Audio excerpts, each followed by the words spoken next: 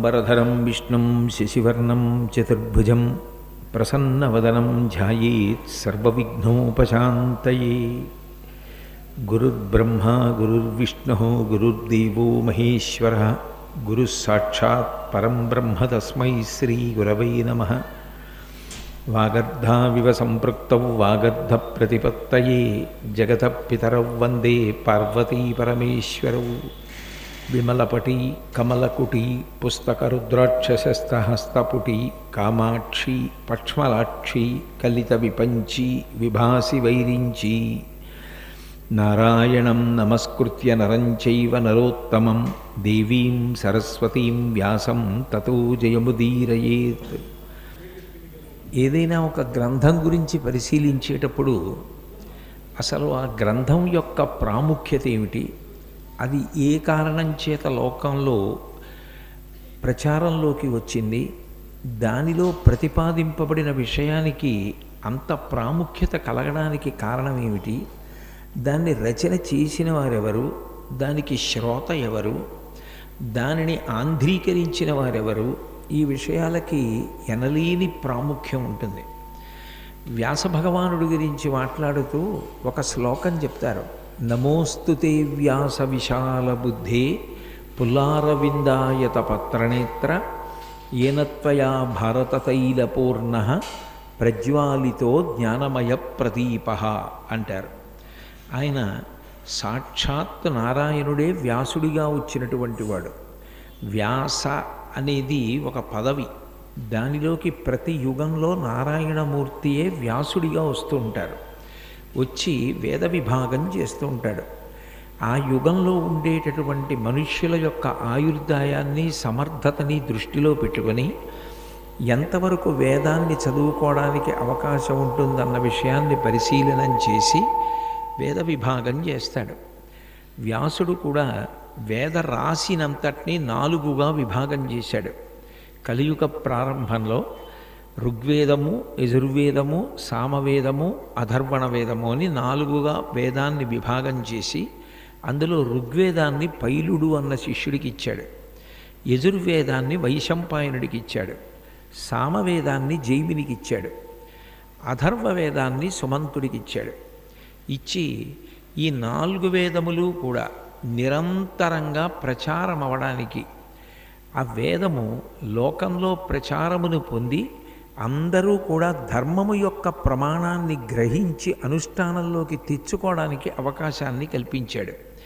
మనిషి జీవితంలో అత్యంత ప్రధానమైనది ఏది అంటే ధర్మాచరణం. ఏది ధర్మము అన్న విషయం మీద చెప్పవలసి వచ్చిందనుకోండి, ఎవరికి వారు వ్యక్తిగత అభిప్రాయాలు చెప్పడం మొదలుపెట్టారనుకోండి, అప్పుడు ఏది ధర్మము అంటే తెలియదు. ఏది ధర్మము అంటే నాకు తోచినది నేను చెప్తాను, వేరొకరికి తోచినది వేరొకరు చెప్తారు. అప్పుడు ఏది ధర్మము అన్నది నిర్ణయించుకోవలసి వస్తే అయోమయావస్థ ఏర్పడినప్పుడు, అసలు ధర్మం గురించి తెలియనప్పుడు ధర్మాచరణం చేసే అవకాశం ఉండదు. అందుకే ధర్మాన్ని చెప్పడానికి ప్రమాణం ఏది అంటే వేదం. వేదము సాక్షాత్ భగవంతుని యొక్క ఊపిరి. నాకు నా ఊపిరికి భేదం ఉండదు. నేను ఊపిరి ఎంతకాలం తీస్తున్నానో, ఎంతకాలం విడిచిపెడుతున్నానో అంతకాలము నేనున్నాను అంటారు. నా ఊపిరియే వాక్కుగా మారుతుంది. నేను ఊపిరి పీల్చి విడిచిపెడుతున్నప్పుడు వాక్కుగా మారుస్తాను. వేదం కూడా భగవంతుని యొక్క ఊపిరి.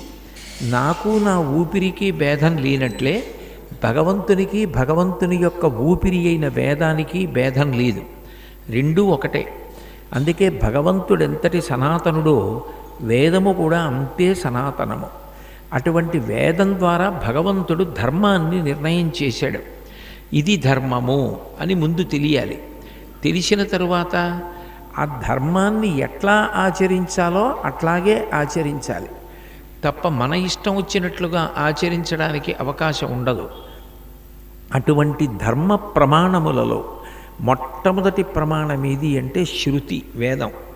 అందుకే ఆ వేదము చేత ప్రతిపాదింపబడి వేదము చేత నిర్ణయింపబడినది ఏదున్నదో అదే ధర్మము అని లోకమునందు నమ్మబడుతుంది. అటువంటి వేదంలో చెప్పబడిన ధర్మం అందరికీ అందాలి. అట్లా అందలేదనుకోండి, అప్పుడు అసలు ధర్మాచరణం చేయడానికి అవకాశం ఉండదు. అందుకే వేదమునకు ప్రమాణం చెప్పవలసి వస్తే 5 ప్రమాణములు చెప్తారు. మొట్టమొదటిది వేదం, రెండవది స్మృతి, శృతేరివార్ధం స్మృతిరన్వగచ్చత్ అంటాడు కాళిదాసు. ఆవు వెనక దూడ ఎట్లా వెడుతుందో వేదం వెనక స్మృతి గ్రంథం అట్లా వెడుతుంది. వేదంలో ప్రతిపాదింపబడిన విషయములని తీసుకుని కొందరు ఋషులు ఆచారకాండని ప్రతిపాదించినప్పుడు, ధర్మాన్ని ప్రతిపాదించినప్పుడు ఇట్లా ఆచరించాలి అని వేదాంతర్గతమైన విషయాన్ని క్రోడీకరించి ఇస్తారు. అప్పుడు వాళ్ళ పేరు మీదుగా స్మృతి గ్రంథాలు వస్తాయి. యాజ్ఞవల్క స్మృతి, అత్రి స్మృతి అట్లాగా. ఇప్పుడు మొట్టమొదటి ప్రమాణం వేదం, రెండవది స్మృతి, మూడవది పురాణం. ఎప్పుడైనా ఏది ధర్మమో అని అనుమానం వచ్చిందనుకోండి, పురాణాన్ని పరిశీలిస్తారు. పురాణము అంటే జరిగిపోయిన చరిత్ర కాదు, జరిగిపోయిన చరిత్ర పురాణం అనుకోండి, అప్పుడు అది కేవలం ఏదో ఒక వ్యక్తి యొక్క జీవితం గురించి మాత్రమే మాట్లాడుతుంది. శివాజీ మహారాజు ఎన్ని సంవత్సరములు పరిపాలించాడు, ఎంతకాలం జీవించాడు, ఏ ప్రాంతమునందు ఉండేవాడు, ఎక్కడ పరిపాలన చేశాడు, ఆయన గొప్పతనం ఏమిటి, ఆయన బ్రతికున్న కాలంలో ఉన్న విషయాన్ని మాత్రమే చెప్పగలిగితే దానిని చరిత్ర అంటారు. అట్లా కాకుండా ఆ వ్యక్తి లోపల ఉన్నటువంటి జీవుడి యొక్క జన్మ పరంపరలు, ఆయన చేసిన పాపపుణ్యములు, తత్ఫలితాన్ని ఆయన జన్మలయందు ఎట్లా అనుభవించాడు, ఈ విషయాలన్నీ చెప్పగలిగితే దాన్ని పురాణం అంటారు. పురాణములు మనకి సనాతన ధర్మంలో ఇతిహాసములు. ఇతిహాసములు అంటే ఇది ఇట్లే జరిగినది. పురాణములు కల్పితములు కౌ. కల్పితములైతే అందులో ఉన్న వ్యక్తుల్ని పాత్రలు అని పిలుస్తారు. నేను కూర్చుని ఒక కథ రచన చేశాననుకోండి, ఆ కథలో ఉన్న వ్యక్తులకి పాత్రలని పేరు. కానీ అవి యథార్థంగా జరిగాయి అనుకోండి, పాత్ర అని అనరు. రామాయణంలో రాముడు పాత్ర కాడు, సీతమ్మ పాత్ర కాదు, భాగవతంలో కృష్ణ భగవానుడు పాత్ర కాడు, భారతంలో ధర్మరాజు గారు పాత్ర కాడు. అంటే వాళ్ళు యథార్థంగా వ్యక్తులు, అందులో ఒక అక్షరము కల్పింపబడినది కాదు, అది అట్లే జరిగినది. ఇక ఇందులో ఏ విధమైన అనుమానము అవసరము లేదు అన్నప్పుడు దానిని ఇతిహాసము అని పిలుస్తారు. ఇతిహాసమునకు ఉండే గొప్పతనం ఏమిటంటే దాన్ని రచించినటువంటి వ్యక్తి కూడా ఇతిహాసమునందు అంతర్లీనంగా వ్యక్తి అయి ఉంటాడు. మీరు చూడండి, భారతాన్ని రచన చేసినటువంటి వ్యాసుడు భారతంలో కనపడతాడు, భాగవతాన్ని రచించినటువంటి వ్యాసుడు భాగవతంలో కనపడతాడు, శ్రీరామాయణాన్ని రచించిన వాల్మీకి మహర్షి రామాయణంలో కనపడతారు. సర్వసాధారణంగా బయట కల్పిత కథలైతే రచించినటువంటి రచయిత ఆ కథలో కనపడాలని నియమమేం లేదు. పైగా కీలకమైనటువంటి పాత్ర పోషిస్తూ ఉంటారు ఇతిహాసములను రచించినటువంటి ఋషులు. అందుకే ఋషిప్రోక్తమైన వాంగ్మయము ధర్మమును ప్రతిపాదిస్తుంది. అటువంటి పురాణములు ఏ ఉన్నాయో అవి శృతి, స్మృతి, పురాణము, ఈ 3 ధర్మమునకు ప్రమాణములు. 4వ ప్రమాణము అంతరాత్మ ప్రబోధం. దానికన్నా ముందొచ్చేది శిష్టాచారం. యద్యదాచరతి శ్రేష్ఠ తత్తదేవేతరో జన సయ ప్రమాణం కురుతే లోకస్తదనువర్తతే అంటాడు గీతాచార్యుడు. బాగా తెలుసున్నటువంటి వ్యక్తులు, విద్వాంసులైనటువంటి వారు, ఉత్తమమైన ఆచరణ కలిగిన వారు ఏది ఆచరిస్తుంటారో, ఎట్లా ప్రవర్తిస్తుంటారో దానినే ఆదర్శంగా తీసుకుని లోకంలో మిగిలిన వాళ్ళందరూ కూడా ఆచరిస్తూ ఉంటారు. అంటే ఆచరణ అన్నది అంత ప్రధానమైన విషయం. అందుకే భీష్మాచార్యుల వారు ఆచార ప్రభవో ధర్మ అంటాడు. ఆచారము నుండి ధర్మము ప్రభవిస్తుంది. ధర్మము అంటే పుస్తకాలలో చూసి తెలుసుకున్నది కాదు, ఆచరించినదేదో దానిని ధర్మము అని పిలుస్తారు. అందుకే ఆ ధర్మాన్ని ఆచరించిన మహాపురుషులు ఎవరున్నారో వాళ్ళ పేర్ల చివర ఆచార్య శబ్దం వేస్తారు. భీష్మాచార్య, కృపాచార్య, ద్రోణాచార్య, శంకరాచార్య. దాని అర్థం ఏమిటంటే వీళ్ళందరూ శాస్త్రప్రోక్తమైనటువంటి ధర్మాన్ని యథాతథంగా అనుష్ఠించినటువంటి మహాపురుషులు. అందుకని శృతి, స్మృతి, పురాణము, శిష్టాచారము చిట్ట చివరి ప్రమాణం అంతరాత్మ ప్రబోధం. ముందు చెప్పినటువంటి 4 ఎక్కడా అందుబాటులో లేకపోతే అప్పుడు చిట్ట చివరి ప్రమాణమైనటువంటి అంతరాత్మ ప్రబోధాన్ని ప్రమాణంగా తీసుకుంటారు. అంటే ఏదైనా ఒక పని చేసేటప్పుడు మనకి తెలియకుండానే మనలోంచి అంతరాత్మ మాట్లాడుతుంది. ఇది చెయ్యవచ్చు, చెయ్యకూడదు, ఇది ఎందుకు చేస్తావు, దీని జోలికి వెళ్ళకు, ఇది మంచి పని కాదు, ఇది పాపం, దీని నుంచి నువ్వు నిగ్రహించుకోవాలి తప్ప ఇటువంటి పనులు చేసి పాడవకూడదని లోపల నుంచి అంతరాత్మ పలుకుతూ ఉంటుంది. అందుకే 5వ ప్రమాణం అంతరాత్మ ప్రబోధం. కాబట్టి శృతి, స్మృతి, పురాణము, శిష్టాచారము, అంతరాత్మ ప్రబోధము, ఈ 5 ధర్మమునకు ప్రమాణములు. ధర్మమునకు ప్రమాణములైనటువంటి ఈ 5 వేదము అన్నిటికన్నా ఉత్కృష్టమైన ప్రమాణం. వేదమునకు వ్యతిరేకంగా మిగిలిన 4 వెళ్ళవు. అటువంటి ధర్మం లోకానికి అందాలి అంటే కలియుగంలో ఉండే ప్రజల ఆయుర్దాయాన్ని దృష్టిలో పెట్టుకుని వేద విభాగం చెయ్యాలి.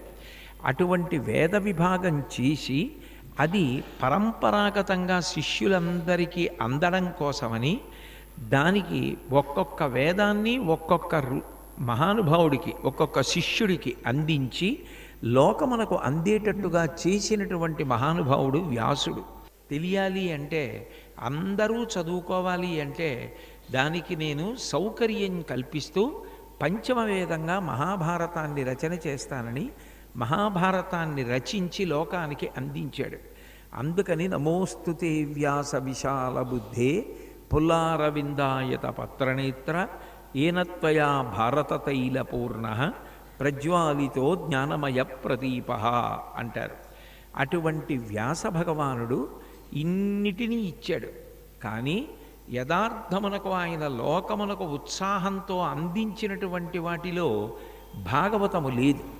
ఆయన భాగవతాన్ని అందించడానికి ముందు గొప్ప నైరాశ్యమునకు లోనయ్యాడు.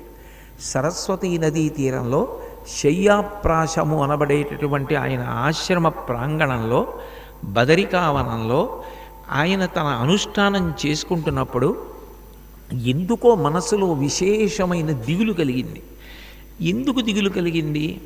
నేను లోకమునకు చేయవలసిన ఉపకారం అంతా శక్తివంచన లేకుండా చేశాను. వేదాన్ని 4గా విభాగం చేశాను, 4 శిష్యులకు అందించాను, భారతాన్ని ఇచ్చాను, 18 పురాణములను ఇచ్చాను. ఇన్నిటిని నేను ఇచ్చినప్పటికీ కూడా ఇంకా నా మనసులో ఏదో దిగులు ఏర్పడి ఉంది, ఇంకా నా మనసులో ఏదో వెలితిగా ఉంది. బహుశः ఏ కారణము చేత, నేను ఏ పని చెయ్యని కారణం చేత నాకు ఇటువంటి వెలితి ఏర్పడింది అని విచారగ్రస్తమైనటువంటి మనస్సుతో తిరుగుతున్నాడు. అటువంటి సమయంలో నారద మహర్షి అక్కడికి వచ్చారు. వచ్చి ఆయన వ్యాస భగవానుణ్ణి చూసి, ధాతవు భారతశ్రుతి విధాతవు వేద పదార్థజాత విజ్ఞాతవు కామ ముఖ్య రిపుషట్క విజేతవు బ్రహ్మతత్వ నిర్ణేతవు యోగినేతవు వినీతుడవీవు చెలించి చల్లరే కాతురకైబడిన్ వగవ కారణమేమి పరాశరాత్మజా అని అడిగాడు.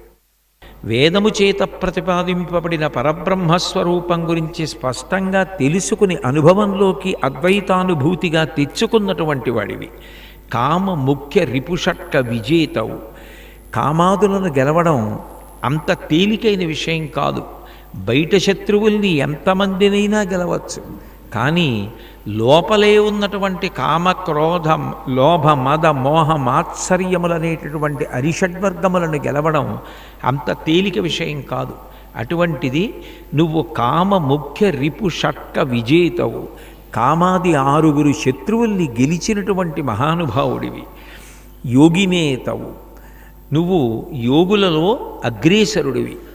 యోగులు అంటే అనేన యుజ్యతే ఇది యోగః, ఎప్పుడూ ఒకటైనటువంటి పరబ్రహ్మాన్ని సర్వకాల సర్వావస్థల యందు దర్శించి దాని యందు తాదాత్మ్యత చెందుతూ అనుభవంలోకి తెచ్చుకున్నటువంటి మహానుభావులు. అటువంటి అనుభవాన్ని పొందినటువంటి వాడివి. యోగినేతవు. వినీతుడవీవు చెలించి వినీతుడివి. నువ్వు ఇన్ని తెలిసున్నప్పటికీ కూడా విశేషమైనటువంటి నీతి నియమములను పాటించేవాడివి, వినయమును కలిగినటువంటి వాడివి. గురువుకు కానీ శిష్యుడికి కానీ ఉండవలసిన ప్రధాన లక్షణం వినయం. నాకెంత తెలుసు అన్న వినయం ఉండాలి. కానీ 24 గంటలు ఎవరి యందు తప్పులు పడదాం, ఎవరిని చిన్నతనం చేసి మాట్లాడదాం, ఎవరిని తక్కువ చేద్దాం, ఎవరి గురించి మనం చిన్నతనం చేసి మాట్లాడితే మనకు ఒక సంతోషం కలుగుతుంది, ఇటువంటి చౌకబారు ఆలోచనలతోటి లోకానికి ఒక్క ఉపకారం చేయడం చేత కాకపోయినా, లోకానికి ఒక్క మంచి పనిని చెప్పడం చేత కాకపోయినా చెప్పిన వాళ్ళని విమర్శిస్తూ ఉండడం, ఇటువంటివి ఆత్మతృప్తి కోసం కుక్క ఎముకని కరిచి అందులోంచేదో నిత్తురుస్తోందనుకోవడం లాంటిది. తను లోకమునకు ఏమీ చెయ్యలేకపోయినా, తను లోకానికి ప్రత్యక్షంగా చేసిన ఉపకారం ఒక్కటి లేకపోయినా చేసేవాళ్ళని విమర్శిస్తూ ఉండడం, విమర్శించడం ద్వారా జబ్బలు చరుచుకుని నేనేదో గొప్ప పని చేశాననుకొని విర్రవీగుతూ ఉండడం, అది ఎముకలను నవిలి రక్తం తానే తాగుతున్నాననుకుని తన రక్తాన్ని తాను చప్పరించుకునే భ్రాంతి పొందే కుక్క జీవితం ఎట్లా ఉంటుందో అటువంటి జీవితాన్ని పొందడం. కాబట్టి మనిషికి ఉండవలసింది వినయం. ఎన్ని తెలుసు అన్నది కాదు, నాకేం తెలుసు అన్న వినయం ఉన్నవాడెవరో వాడు గొప్పవాడు. శంకర భగవత్పాదులంతటి మహానుభావులు పశుమాం సర్వజ్ఞ ప్రథిత కృపయా పాలయ విభో అన్నారు. ఈశ్వర, నేను పశువుని, నువ్వు పశుపతివి, ఇంతకన్నా మన ఇద్దరి మధ్య అనుబంధం ఏం కావాలి అన్నారు. మహానుభావులైన శంకర భగవత్పాదులంతటి వారు అంత వినయంతో మాట్లాడారు. వ్యాస భగవానుడంతటి వాడు అంత వినయంతో ప్రవర్తించాడు. రామచంద్రమూర్తి అంత వినయంతో ప్రవర్తించారు. ఇన్ని గొప్ప గుణములు కలిగినటువంటి ఓ వ్యాసుడా, నువ్వు చల్లరే కాతురకై వడిన్ వగవ కారణమేమి పరాశరాత్మజ, ఏదో భీతిల్లినటువంటి వాడిలా, ఆలోచన స్పష్టంగా కలగని వాడిలా, దేనికి నువ్వు మనసులో ఏదో వెలితి పెట్టుకొని ఆందోళనతో చింతాగ్రస్తమైనటువంటి మనస్సుతో తిరుగుతున్నావు అని నారదుడు వ్యాసుణ్ణి ప్రశ్నించి, నీకు ఎందుకు మనసులో చింత కలిగిందో నేను అర్థం చేసుకున్నాను. నువ్వు వేద విభాగం చేశావు, మహాభారతం ఇచ్చావు, ఇన్ని పురాణములను ఇచ్చావు, కానీ భాగవత స్వరూపాన్ని చెప్పడంలో నువ్వు తగినంత శ్రద్ధ కనపరచలేదు. ఇవ్వలేదు అన్నంత పెద్ద మాట నా నోటితో నేను వ్యాసుడి విషయంలో ప్రస్తావన చెయ్యలేను. పూర్తిగా భాగవత స్వరూపాన్ని ఆవిష్కరించలేదు. భాగవత స్వరూపాన్ని ఆవిష్కరించడం అంటే భగవంతుడు, భగవంతుని యొక్క గుణావిష్కారము, ఆయన యొక్క అవతారములు, భక్తుల్ని ఆదుకుని ఉద్ధరించినటువంటి తీరు, భక్తుల యొక్క చరిత్ర, వాళ్ళ యొక్క అపారమైనటువంటి ధృతి, భగవంతుడు ఉన్నాడన్న వాళ్ళ నమ్మకం, ఈ విషయాలను గాయత్రీ మంత్ర వైభవాన్ని, వృత్రాసుర వధని, వీటన్నింటినీ ప్రస్తావించి మాట్లాడడం భాగవత స్వరూపం. అటువంటి భాగవత స్వరూపాన్ని మధురమైనటువంటి భాగవతుల యొక్క కథల చేత, ఎప్పుడూ అది విన్నంత మాత్రం చేత భగవంతుడితో ఒక అనుబంధం ఏర్పడేటట్టుగా గ్రంథరచన చేయడంలో నువ్వు సఫలీకృతుడవు కాలేదు. పూర్తిగా అటువంటి స్వరూపం ఉన్న గ్రంథాన్ని ఇవ్వలేదు. మహాభారతాన్ని రచన చేసిన వేదాంతర్గతమైనటువంటి ధర్మాన్ని వేదం చదువుకోలేని వాళ్ళు పట్టుకోలేరు. కాబట్టి అందరూ చదువుకుని పట్టుకోవడానికి, ధర్మాన్ని అనుష్ఠించడానికి వీలు కల్పిస్తూ భారతం ఇచ్చావు. కాబట్టి భాగవత గ్రంథరచన చెయ్యి. ఆ భాగవతానికి ఉన్నటువంటి గొప్పతనం ఏమిటంటే, హరినామస్తుతి చేయు కావ్యము సువర్ణాంభోజి హంసావళి సురుచిభ్రాజితమై మానస సరస్ఫూర్తిన్ వెలుంగొందు. శ్రీ హరినామస్తుతి లేని కావ్యము విచిత్రార్థాన్వితంబయ్యు శ్రీకరమయ్యుండ దయోగ్య దుర్మదనత్ కాకోల కర్తాకృతిన్. భగవంతుని యొక్క నామ వైభవాన్ని, భగవంతుని యొక్క గుణావిష్కారమును, భగవంతుడు భక్తుల కొరకు అవతార స్వీకారం చేసేటటువంటి వైనాన్ని, ఆయన యొక్క ధర్మ సంస్థాపన యందు ఉండేటటువంటి ఉత్సాహాన్ని నువ్వు చెప్పాలి. ఆ హరినామ వైభవాన్ని చెప్పేటటువంటి కావ్యములు, గ్రంథములు ఏ ఉన్నాయో అవి మహర్షులు, ఋషులు, భక్తులు చేరుకునేటటువంటి మానస సరోవర తీర్థం లాంటివి. అట్లా కాకుండా హరినామస్తుతి లేకుండా, హరి కథల యొక్క వైభవం లేకుండా, కేవలంగా ఎంత గొప్ప అర్థములతో కూడుకున్నదైనప్పటికీ, ఎన్ని అలంకారములు, ఎంత గొప్ప పద గుంభనం ఉన్నప్పటికీ అటువంటి గ్రంథము ఎంగిలి విస్తళ్ళు పడవేసిన చోట కాకులు ఎట్లా చేరుతాయో అటువంటి రేవు లాంటిది. కాబట్టి నువ్వు ఆ హరినామ వైభవంతో కూడుకున్నటువంటి భాగవత గ్రంథాన్ని లోకానికి అందించు. పైగా భాగవతానికి ఓ లక్షణం ఉంది. అపశబ్దంబుల కూడియున్ హరిచరిత్రాలాపనముల్ సర్వపాప పరిత్యాగము చేయు కావున హరిన్ భావించుచున్ పాడుచున్ జపముల్ చేయుచు వీనులన్ వినుచు అశ్రాంతంబు కీర్తించుచున్ తపసుల్ సాధులు ధన్యులౌదురు కదా తత్వజ్ఞ చింత్రింపుమా. భాగవతానికి ఉన్నటువంటి లక్షణం గురించి ఆయన మాట్లాడుతున్నాడు. భాగవతం అనేటటువంటిది నిజానికి ఇన్ని రోజులే అన్న నియమం చెప్పడం సాధ్యం కాదు. బ్రతికున్నంతకాలము భాగవతం అనేది జీవితంలో అన్వయం చేసుకుంటూ ఉండవలసిందే. అపశబ్దంబుల కూడియున్, భాగవతం చెప్పేటప్పుడు కానీ, భాగవతం చదువుకునేటప్పుడు కానీ, భగవంతుని యొక్క కథని చదువుకుంటున్నప్పుడు కానీ, భక్తుల యొక్క కథలు చదువుకుంటున్నప్పుడు కానీ, భగవంతుని యొక్క గుణావిష్కారము గురించి చదువుకుంటున్నప్పుడు కానీ, ఎక్కడైనా అక్షరదోషం వచ్చినా, ఒకలా ఉచ్చరించవలసినటువంటి మాటని వేరొకలా ఉచ్చరించిన అది బాధించదు. అపశబ్దంబుల కూడియున్ హరిచరిత్రాలాపనముల్ సర్వపాప పరిత్యాగము చేయు కావున. ఆ హరి కథలతో కూడుకున్నటువంటి భాగవత గ్రంథమున్నదే, అటువంటి గ్రంథమును చదువుకుంటే ఆ భగవత్ కథలతో కూడుకున్నటువంటి ఆ గ్రంథములను నిత్యము పరిశీలనం చేస్తూ ఉంటే సర్వపాప పరిత్యాగము చేయు కావున. ఇల్లు ఊడ్చుకోవడానికి ఇన్ని మాటలే ఊడవాలి అని నియమం ఏమైనా ఉంటుందా లోకంలో? ఉండదు. సర్వసాధారణంగా ఎన్ని మాటలు ఊడుస్తారు? పొద్దున్న ఒక మాట ఊడుస్తారు, సాయంకాలం ఒక మాట ఊడుస్తారు. ఎందుకు? నిన్నను ఊడ్చాను కదండి ఇంకా 10 రోజులు ఊడవడం ఎందుకు అనరు. కారణం ఏంటంటే ప్రతిరోజు ఇంట్లో దుమ్ము ధూళి పేరుకుంటాయి. పేరుకున్నప్పుడు వాటిని శుభ్రం చేసుకోవడానికి ప్రతిరోజు తుడుచుకుంటారు. అవసరం అయినప్పుడు ప్రతి పూట తుడుచుకోవలసి వస్తుంది. కానీ తుడుచుకోవడం అన్నది ఒకరోజే తుడుచుకోవాలి, ఒక పూటే తుడుచుకోవాలి, అట్లా నియమాలు ఏమి ఉండవు. పాపమును తొలగించగలిగినటువంటి గొప్ప గ్రంథము, భగవంతుని యొక్క కథలను లీలలను చెప్పేటటువంటి గ్రంథం కాబట్టి దాన్ని ప్రతిరోజు పరిశీలనం చేస్తుంటారు, ప్రతిరోజు చెప్పుకుంటారు. కాబట్టి అపశబ్దంబుల కూడియున్ హరిచరిత్రాలాపనముల్ సర్వపాప పరిత్యాగము చేయు కావున హరిన్ భావించుచున్. ప్రతిరోజు ఆ శ్రీమన్నారాయణుణ్ణి పెద్దలు భావన చేస్తూనే ఉంటారు. హరిన్ భావించుచున్ పాడుచున్, ఆయన గురించి పరమ సంతోషంతో పాటగా పాడుతూనే ఉంటారు. లోపల తన్మయత్వం ఎక్కువైపోయిందనుకోండి, లోపల గొప్ప పరవశం కలిగిందనుకోండి, ఆ భగవంతుని యొక్క గుణములు లోపల ఇంకా పట్టలేదనుకోండి, దాన్ని పాటగా పాడుకుంటారు. కాబట్టి హరిన్ భావించుచున్ పాడుచున్ జపములు చేయుచు వీనులను వినుచు, ఆయన యొక్క మంత్రాన్ని జపం చేస్తారు, ఆయన కథని వింటూనే ఉంటారు. ఆయన కథ వినడానికి 1 రోజు వినాలి, 3 రోజులు వినాలి, 7 రోజులు వినాలి అని నియమాలు ఏముంటాయి? భగవత్కథ విన్న క్షణమేదో అంతకన్నా గొప్ప క్షణం లేనే లేదు. స్వామి బోధానంద గోసేవ ఆశ్రమం సైథాపూర్. జ్యోతిష్యం, వాస్తుశాస్త్రం మన పూర్వీకులు మనకిచ్చిన వరం.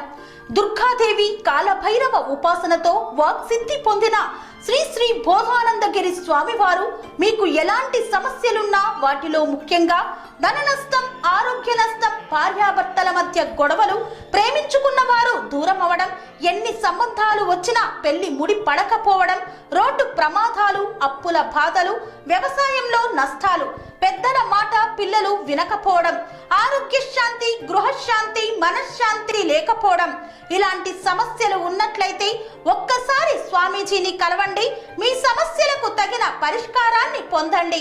అంతేకాక అన్ని రకాల వ్యాధులకు గోపంచకవ్య మరియు మూలికా వైద్యం చేయబడును. నమ్మకంతో రండి, ఆయురారోగ్యాలతో వర్ధిల్లండి. మా అడ్రస్ స్వామి బోధానంద గోసేవ ఆశ్రమం, సైదాపూర్, వీరభద్రస్వామి గుడి దగ్గర, యాదగిరిగుట్ట. సంప్రదించవలసిన నెంబర్ 9849213754 మరియు 9618034138.